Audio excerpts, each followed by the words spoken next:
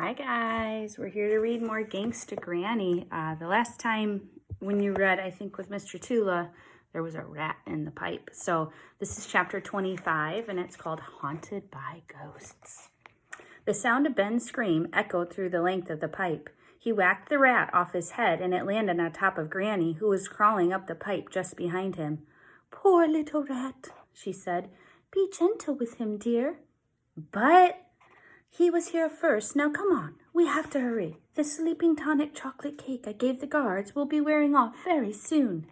The pair crawled further up the pipe. It was wet and slippery and it smelled awful. Unfortunately for Ben and Granny, it turns out that ancient poo does still pong. That must mean stink. After a while, Ben could see a shaft of gray in all the black. It was the end of the tunnel at last. He hauled himself out of the ancient stone privy and then reached down the pipe to help his Granny clamber out. They were covered with head to toe in disgustingly stinky black slime.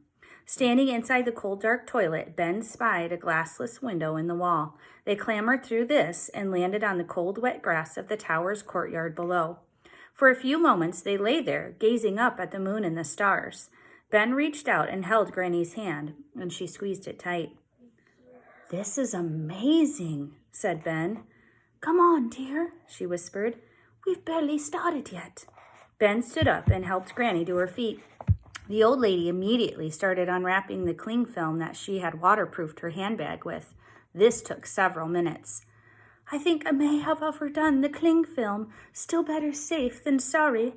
Eventually, the mile-long roll of cling film was off, and Granny took out a map Ben had cut out of a book in the school library, so the two unlikely thieves could locate Jewel House. It was eerie being inside the Tower of London courtyard at night. The tower is said to be haunted by the ghosts of people who died there. Over the years, several guards have run away in terror, claiming that at the dead of night, they had seen the ghosts of various historical figures who had died there. Now, though, there was something even stranger roaming the courtyard. Granny in a wetsuit. "This way," hissed Granny, and Ben followed her down a walled passage. Ben's heart was beating so fast he thought he was going to explode.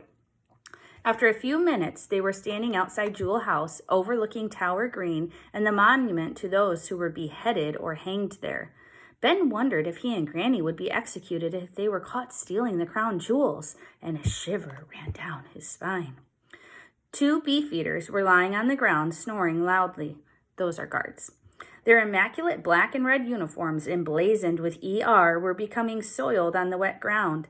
Granny's herbal sleeping tonic and the chocolate cake had worked. But for how long? And there's the picture. As she hurried past them, Granny let out a familiar quacking sound from her bum. One of the guards' noses crinkled at the smell. Oh my gosh, so that's what that was in the picture. That's funny.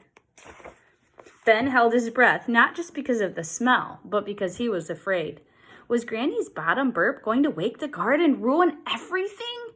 An eternal moment passed. Then the guard opened an eye. "Oh no!" Granny pushed Ben back and raised her handbag as if to clobber the beefeater with it. "This is it," thought Ben. "We'll be hanged." But then the guard closed his eye again and continued snoring. "Granny, please try to control your bottom," hissed Ben. "I didn't do a thing," said Granny innocently. "It must have been you." They tiptoed to the huge steel door at the front of Jewel House. "Right, I just need your dad's power drill," said Granny, reaching inside her handbag. With a juddering whir, she started drilling through the series of locks on the door. One by one, the metal locks crumbled to the ground. All of a sudden, the guard snored extremely loudly. Zzz. That's literally what it says. Ben froze and Granny nearly dropped the power drill, but the guard slept on and on. After a few nerve-wracking minutes, the door was finally unlocked. Granny looked exhausted. Sweat was dripping down her forehead. She sat down on a low wall for a moment and then pulled out a thermos flask. "Cabbage soup," she offered. "No, thank you, Granny," replied Ben. He shifted uneasily. "We'd better get going before the guards wake up." "Rush, rush, rush. That's all you kids do these days. Patience is a virtue." She poured the last of her cabbage soup down her throat and rose to her feet. "Delicious. Right, let's do this, she said. The huge steel door creaked as it opened, and Ben and Granny entered Jewel House. Out of the dark came a flurry of black feathers, hitting Ben and Granny in the face. Ben was so startled, he screamed again. Shush, said Granny. What were they? Said Ben as he saw the winged creatures disappear off into the black sky. Bats?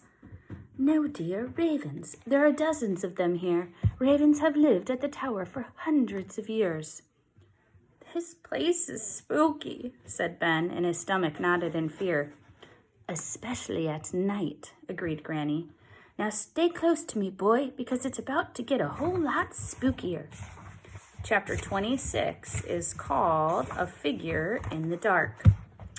A long, winding corridor stretched out ahead of them. This was where tourists from around the world would queue for hours to see the crown jewels. And queue just means they'd stand in line. The old lady and her grandson tiptoed their way silently along, dripping smelly, icy water from the Thames in their wake. Finally, they turned a corner into the main room where all the jewels were kept. Like the sun bursting through the clouds on a gray day, the jewels illuminated Ben and Granny's faces. The pair of thieves stopped in awe.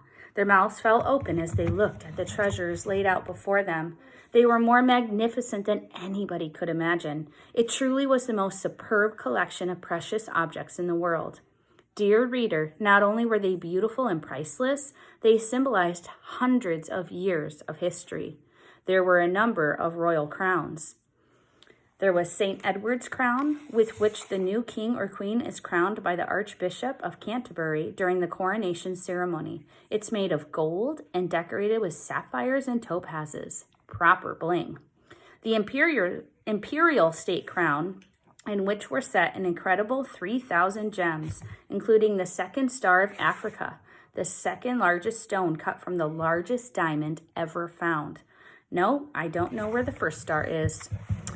The third was the breathtaking imperial crown of India, set with around 6,000 diamonds and magnificent rubies and emeralds. Unfortunately, not in my size.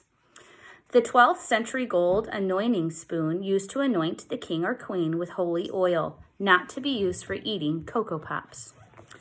Not forgetting the ampulla, the gold flask in the form of an eagle which contains that holy oil, like a really posh thermos flask. And finally, the famous orb and scepters.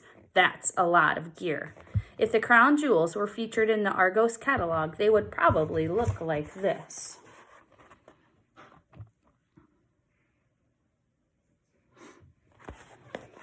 Granny took out the rolled-up supermarket carrier bag she'd kept in her handbag, ready to put the crown jewels in. Right, we just need to break through this glass, she whispered, and Ben looked at her with disbelief. I'm not sure we are going to get all these jewels in there. Well, sorry, dear, she whispered back. You have to pay 5 pence for plastic bags at the shops these days, so I only bought one. The glass was inches thick, bulletproof. Ben had smuggled a few compound chemicals out of his science class and combined them to go kaboom! If set alight. It's a big kaboom. They stuck the chemicals to the glass with some blue tack. Then Granny attached one end of a ball of pink wool to the blue tack. Wool would be the perfect fuse. Then she produced some matches. They just needed to make sure they were far enough away from the explosion. Otherwise, they might be blown up too. Shh. Right, Ben, whispered Granny. Let's get as far away from the glass as we can. The pair retreated around a wall, unraveling the pink wool as they went. Do you want to light the fuse? Said Granny, and Ben nodded. He really wanted to, but his hands were trembling so much with excitement that he didn't know if he could. Ben opened the matchbox. There were only 2 matches inside. He went to strike the first, but his hands were shaking so much that it broke in 2 when he did. Oh, dear, whispered Granny. Have another go. Ben picked up the second match. He tried to strike it, but nothing happened. Some river water must have leaked out of the sleeve of his wetsuit. Now both the match and the matchbox were soaking wet. No, cried Ben in desperation. Mom and Dad were right. I am useless. I can't even light a match. Granny put her arms around her grandson. As they cuddled, their wetsuits squeaked a little. Don't talk like that, Ben. You are an amazing young man. You really are. Since we have been spending so much time together, I am 100 times happier than I ever could say." "Really?" said Ben. "Really," replied Granny. "And you are so very clever. You planned this whole extraordinary heist yourself, and you're only 11 years old." "I'm nearly 12, said Ben. Granny chuckled. "But you get my point, dear. How many other children your age could plan something as daring as this?" "But we aren't going to steal the crown jewels now, so it's all been a massive waste of time." "It's not over yet," said Granny as she pulled out a tin of cabbage soup from her handbag. "We can always try some good old-fashioned brute force." Granny handed the tin to her grandson.